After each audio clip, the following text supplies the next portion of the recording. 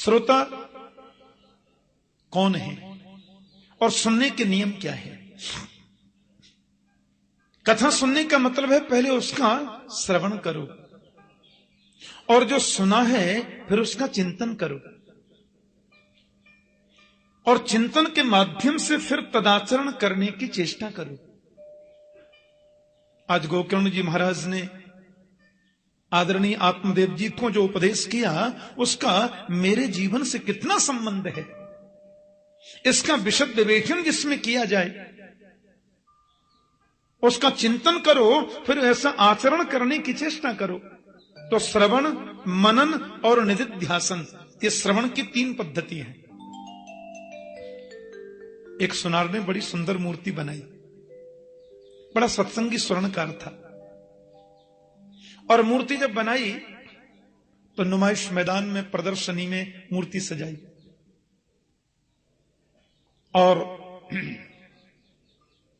लोग देख रहे हैं मूर्ति के नीचे लिखा है वशिष्ठ देव, दोनों मूर्ति वशिष्ठ। लोगों ने पूछा क्या दाम है? बोले साहब इसमें एक मूर्ति 500 रुपए की है और एक मूर्ति लाख रुपए की है। लोग बोले लाख वाली कौन सी है और 500 वाली कौन सी है? बोले ये आपको बताना है, मैंने तो यहां रखी है। इसमें एक 500 की है, एक लाख रुपए की है। लोगों ने कहा वो लाख रुपए वाली सोने की है क्या? नहीं नहीं, दोनों पीतल की है। दोनों मूर्ति पीतल की हैं, दोनों मूर्ति 40-40 केजी की हैं।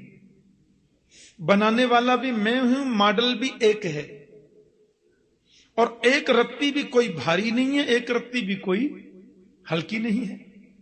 बनाने वाला आपके सामने बैठा है, दोनों ही वशिष्ठ देव की मूर्ति हैं, पर इसमें एक लाख रुपए की, एक 500 रुपए की, ये आपको बताना।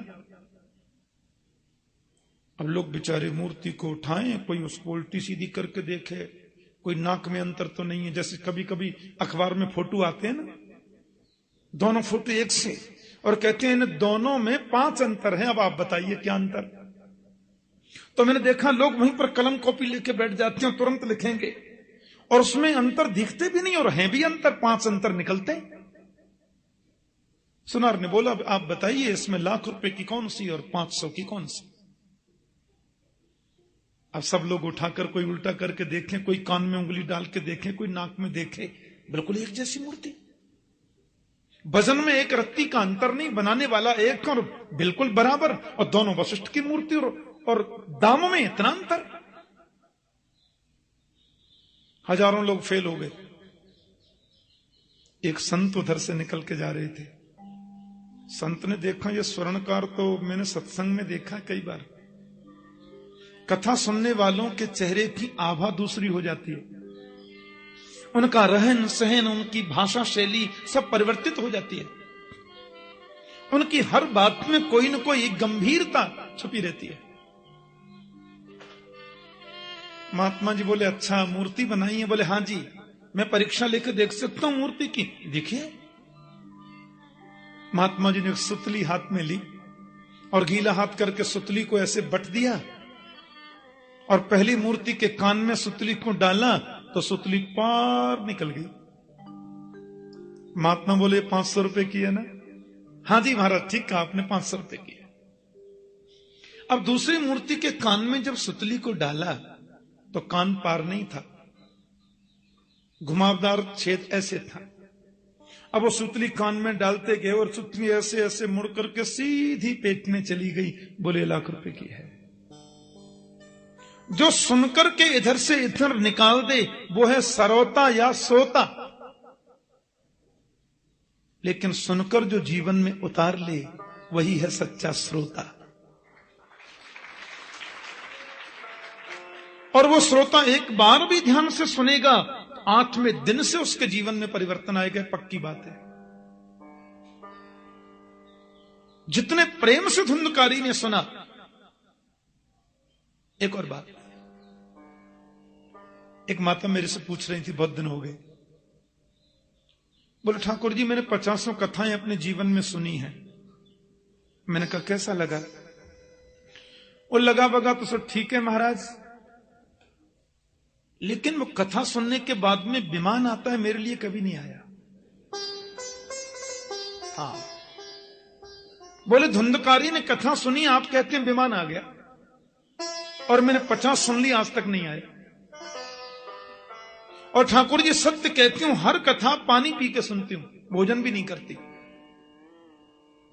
और हर कथा में जमीन में सोती हूं, पूरे नियम का पालन करती हूं, माला भी जपती रहती हूं, पर विमान नहीं आया।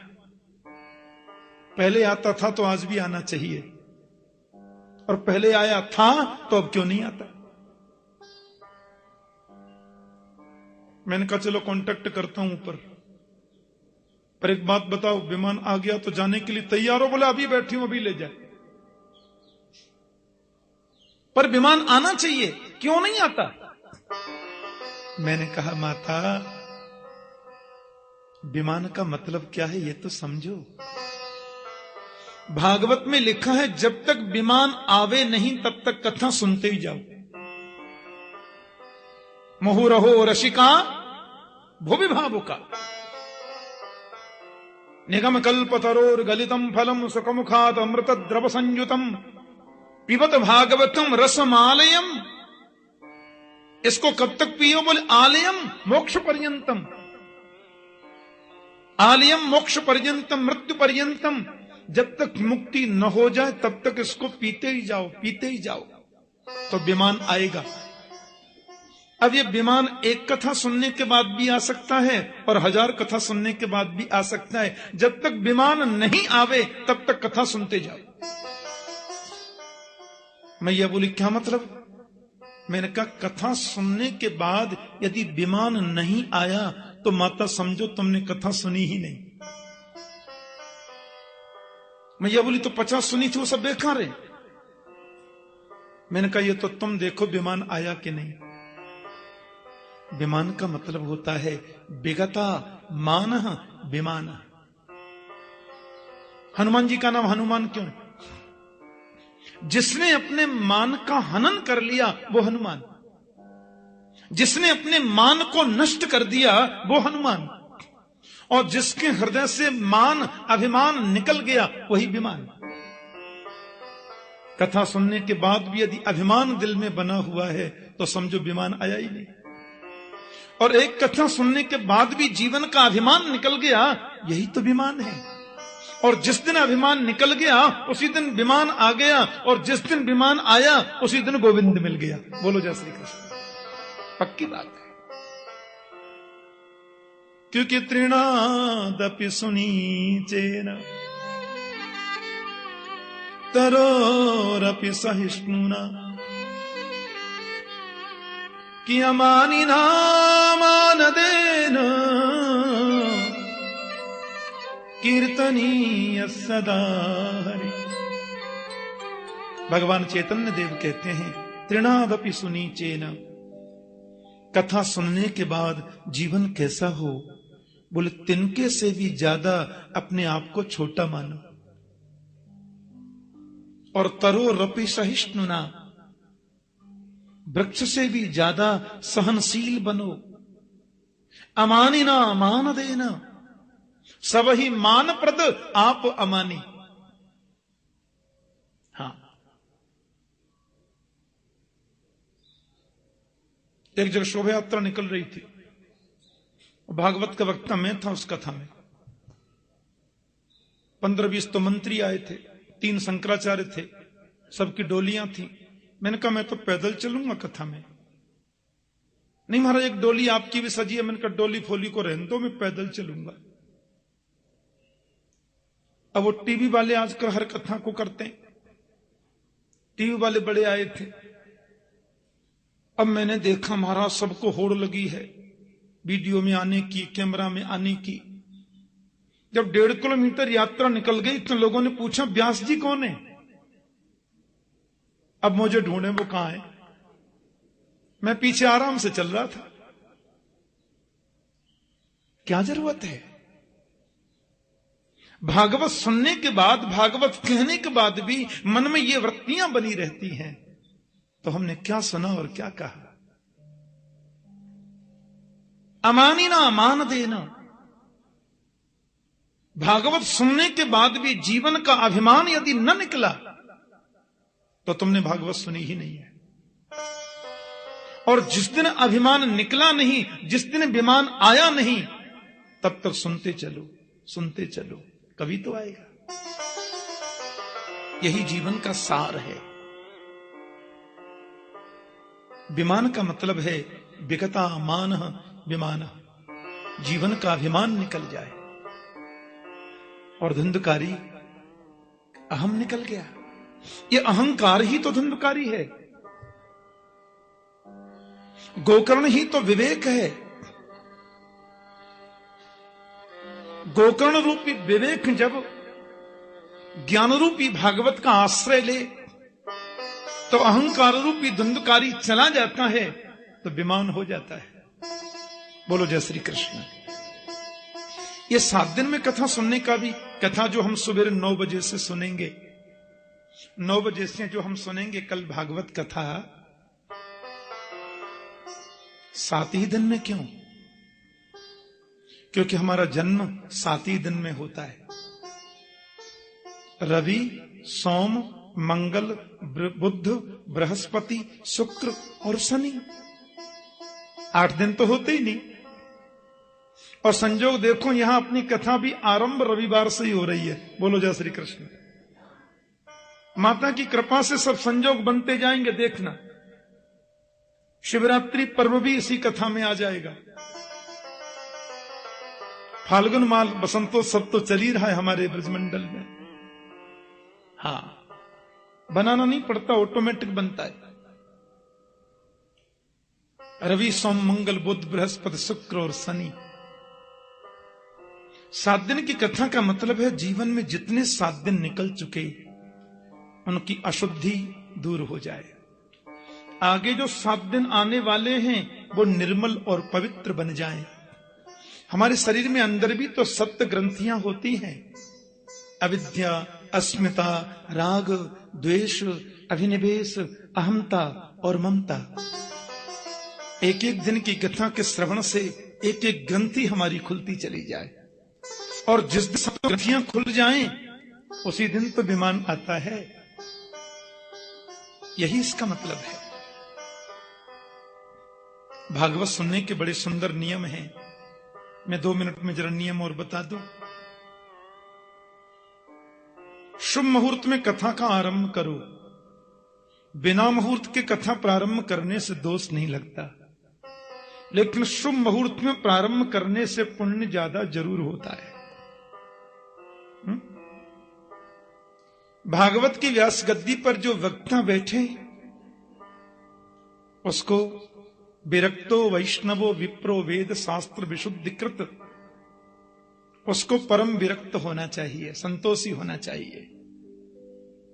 श्रीमद् भागवत में सदगृहस्थ सुदामा जी को उत्तम कोटि का विरक्त कहा है। कृष्ण स्यासीत सखा कश्चित ब्राह्मणो ब्रह्मवित्तम विरक्त इंद्रियार्थेषु प्रशांतात्मा जितेंद्रिय। तो गृहस्थ जीवन में जो संतोषी होता है उसकी विरक्त संज्ञा हो जाती है। इसलिए भागवत का वक्ता विरक्त होना चाहिए, परम संतोषी, और वैष्णव होना चाहिए, प्योर वेजिटेरियन। रामकृष्ण के भक्त को वैष्णव कहते हैं। विष्णु इदम वैष्णवम। वेद शास्त्र में निष्णात भी होना चाहिए। व्यास मंच पर उद्धरण भी देवे तो शास्त्रों का दे। ठीक है, कभी थोड़ा सा 1-2 मिनट कुछ कह दिया, अलग बात है, लेकिन ज्यादा चर्चा शास्त्र की करे। नियम है कथा का। बीच में आलस्य न आ जावे, इसलिए जह शब्दम नमः शब्दम शंख शब्दम चकारिए। बीच में कभी कीर्तन करावे, कभी जय जयकार लगाए, कभी शंख ही बजाए, ताकि श्रीमती निद्रा जी आक्रमण न कर लें श्रोताओं पर। हो सके तो 5 ब्राह्मणों का वर्ण करें, वर्णम पंच विप्राणाम। वक्ता के बगल में कुछ सुंदर कीर्तन आदि की व्यवस्था करें। वक्तु पार्श्वे सहायार्थम अन्य स्थाप्य तथा विधो। वेदियों की स्थापना, देवों का स्थापन, और कथा सुनने का नियम है कि 1 मिनट भी कथा छूटे नहीं, ये प्रयास करें श्रोता। व्यास के आने से 15 मिनट पहले आके बैठे। कल कल निनादिनी पावन यमुना का तट, श्री राधा माधव की रास क्रीड़ा स्थली श्रीधाम वृंदावन, उसमें भी परम पावन परम पुनीत गोपियों के द्वारा समाराधित श्री श्री मां कात्यायनी के चरणों में बैठकर गोपियों ने जिस गोविंद को चाहा उसकी महिमा से संवेष्टित श्रीमद् भागवत की कथा श्रवण करने का अवसर मिले, इससे बड़ा सद्भाग्य और क्या हो सकता है। तो कथा सुने तो बिल्कुल नियमबद्ध होकर के 1 मिनट भी छूटे न, कथा हमारी पूरी सुने, ये नियम। और तीर्थ में, वृंदावन को हम लोग तीर्थ नहीं कहते। मुझे लगता है वृंदावन को तीर्थ कहना तो वृंदावन धाम का अपमान करना है। 4 धाम में वृंदावन का नाम नहीं है। हाँ, उत्तर में बद्रीनाथ, दक्षिण में रामेश्वरम, पूर्व में जगन्नाथ, पश्चिम में द्वारकाधीश, 4 धाम। उत्तर के 4 धाम अलग, फिर पश्चिम के 4 धाम अलग, फिर पूर्व के 4 धाम अलग, दक्षिण के 4 धाम अलग, वो अलग अलग भी हैं, उनमें वृंदावन नहीं है। तीर्थों की लिस्ट में वृंदावन का नाम नहीं है। तीर्थों का राजा प्रयाग है, तीर्थों के गुरु पुष्कर हैं। वृंदावन क्या है? बोले तो मेरे गोविंद का अपना घर है। बोलो जय श्री कृष्ण। तीर्थों का राजा जब प्रयाग को बनाया गया तो सब लोग उसको टैक्स देने जाते, कर देने जाते, भेंट देने जाते, वृंदावन कभी नहीं गया। प्रयागराज ने बड़ी मीटिंग बुलाई, देवताओं के साथ में ब्रह्मा के पास गए। ब्रह्मा से बोले ऐसे ही अपमान कराना था तो आपने की, तीर्थों का राजा बनाया मुझे। ये सब लोग आते हैं मुझे भेंट देने, ये छोटा सा वृंदावन कभी आता नहीं। ब्रह्मा बोले वृंदावन के बारे में कुछ भी कहने की मैं स्थिति में नहीं हूं, पर तुम्हारी सहायता कर सकता हूं। ब्रह्मा जी सबको लेकर के नारायण के पास गए, गोविंद के पास। कन्हैया बोले बोलो। बोले ये तीर्थराज बड़े दुखी हो रहे हैं कि सब तीर्थ मुझे भेंट देने आते, कर देने आते, वृंदावन कभी आता नहीं। मुस्कुरा करके बोले गोविंद, तीर्थराज प्रयाग से, ओ भले आदमी, मैंने तुम्हें तीर्थों का राजा बनाया था, अपने घर का राजा थोड़ी बनाया था। अरे गोविंद का स्थान है अपना। और हमारे ब्रज के रसिक संत तो कहते हैं कि रे मन वृंदा विपिन निहार, यद्यपि मिले कोट चिंतामणि, तदपि न हाथ पसार। विपिन राज सीमा से बाहर, तो हरिहु को न निहार। वृंदावन की सीमा से बाहर गोविंद भी आखन के बोले मैं आ गया, आओ मेरा दर्शन करने। तो उनसे भी बोल दो तुम्हारी गर्ज पड़े तो अंदर ही आके दर्शन दे दो, हम तो यहीं रहेंगे।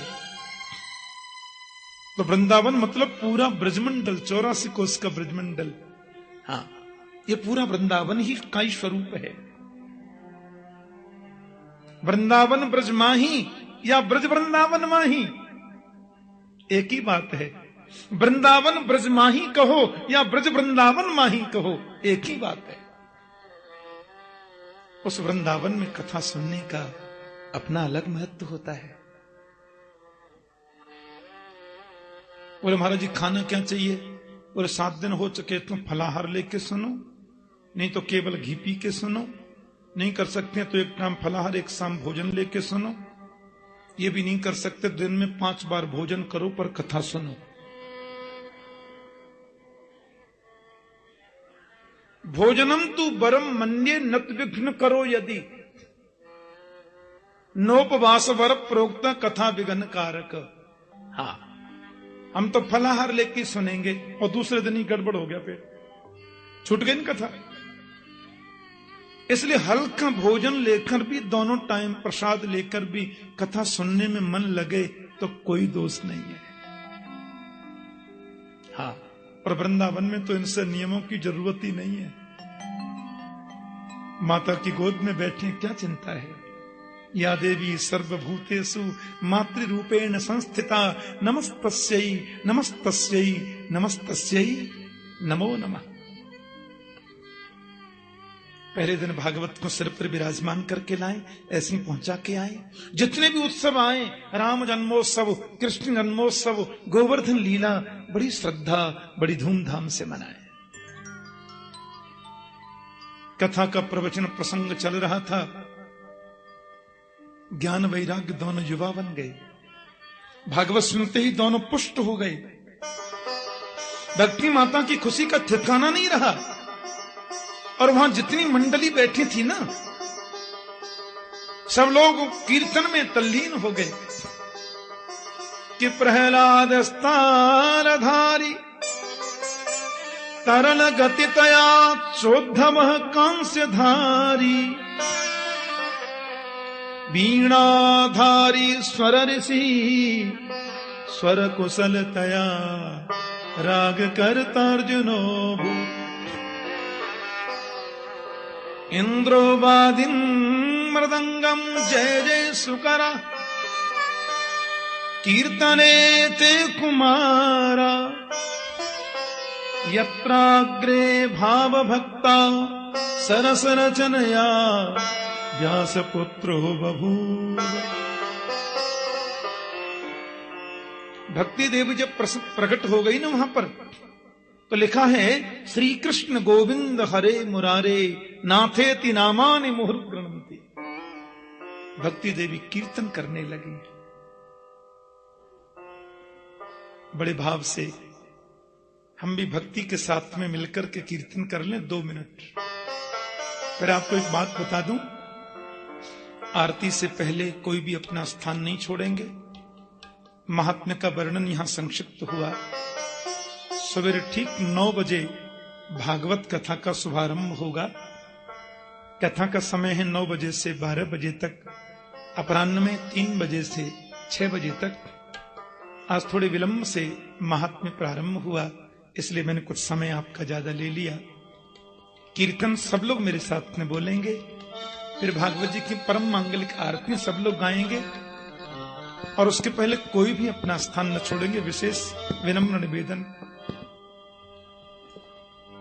श्री कृष्ण गोविंद हरे मुरारे हे नाथ नारायण वासुदेवा। श्री कृष्ण गोविंद हरे मुरारे हे नाथ नारायण वासुदेवा।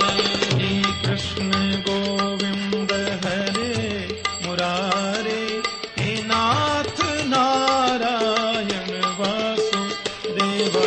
श्री कृष्ण गोविंद हरे मुरारे हे नाथ नारायण वासुदेवा। हे नाथ नारायण वासुदेवा। हे नाथ नारायण वासुदेवा। हे नाथ नारायण वासुदेवा। हे नाथ नारायण वासुदेवा। श्री कृष्ण गोविंद हरे मुरारे हे नाथ नारायण वासुदेवा। श्री कृष्ण गोविंद हरे मुरारे हे नाथ नारायण वासुदेवा। गोपाल मेरी यही प्रार्थना है, भूलो न मैं नाम कभी तुम्हारा। गोपाल मेरी यही प्रार्थना है, भूलू न मैं नाम कभी तुम्हारा। निष्काम होके मैं दिन रात गाऊं, हे नाथ नारायण वासुदेवा। निष्काम होके मैं दिन रात गाऊं, हे नाथ नारायण वासुदेवा। श्री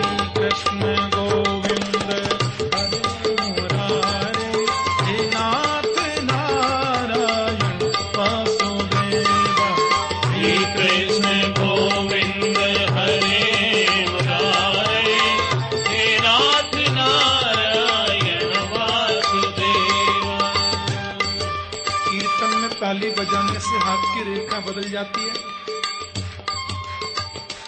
हाँ, माता यशोदा हरि को जगावे, गोपाल जागो अब नैन खोलो।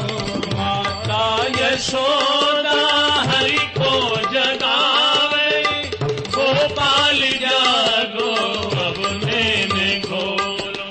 बारे खड़े गोप बुला रहे हैं, हे नाथ नारायण वासुदेव। बारे खड़े गोप बुला रहे हैं, हे नाथ नारायण वासुदेव। बोलो श्री कृष्ण गोविंद हरे मुरारे, हे नाथ नारायण वासुदेव। श्री कृष्ण गोविंद हरे मुरारे, हे नाथ नारायण वासुदेव। देहांत काले तुम सामने हो, बंसी बजाते मन को लुभाते।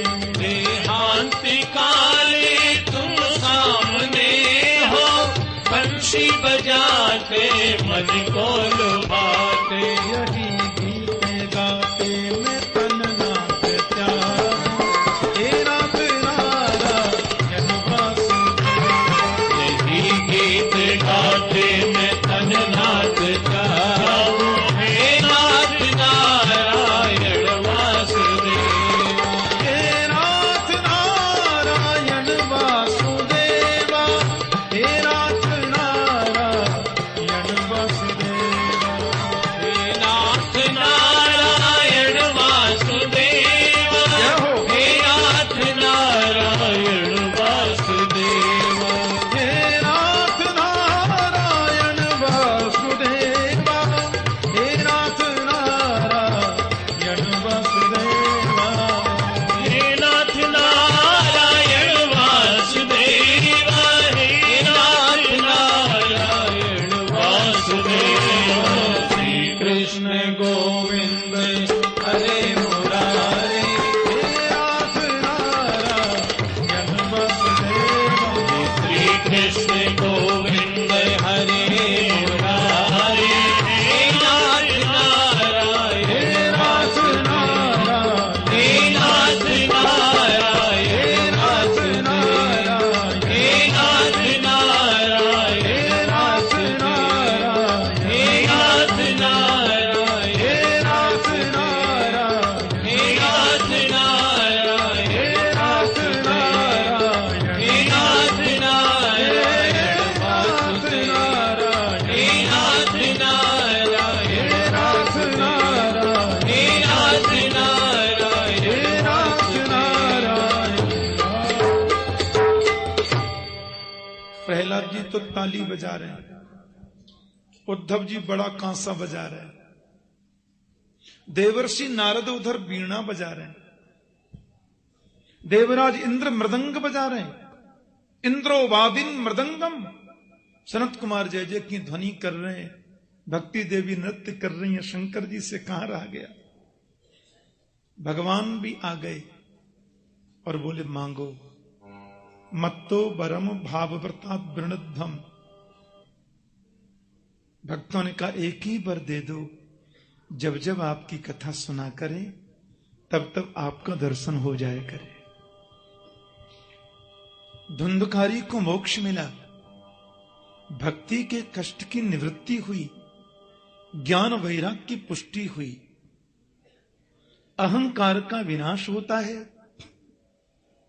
भक्ति की पुष्टि होती है, ज्ञान वैराग्य का संवर्धन होता है और गोविंद की प्राप्ति हो जाती है। यही भागवत का सार है, यही भागवत का मूल है।